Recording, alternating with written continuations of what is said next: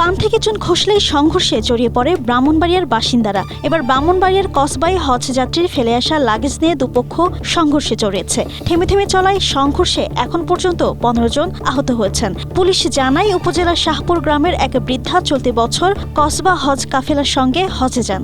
ফেরার পথে তার একটি লাগেজ সৌদি আরবে ফেলে আসেন। লাগেজটি ফিরিয়ে আনার জন্য গেল বৃহস্পতিবার ওই বৃদ্ধার পরিবার হজ এজেন্সিতে গিয়ে চাপ দেন, কিন্তু কর্তৃপক্ষ লাগেজের দায়িত্ব হজ যাত্রীর বলে জানান। এ নিয়ে দুপক্ষের মধ্যে উত্তেজনা দেখা দেয়। এক পর্যায়ে বৃদ্ধার স্বজনরা হজ এজেন্সিতে ভাঙচুর চালান। স্ট্রবেরি সুপার ডটেড ও ক্লাসিক ভ্যারিয়েন্ট সেন্সেশন জাগুক শিহরণ। এরই জেরে শনিবার সকালে কদমতলী এলাকায় হজযাত্রী ও এজেন্সির পক্ষের লোকজন দেশীয় অস্ত্র নিয়ে সংঘর্ষে জড়ায়।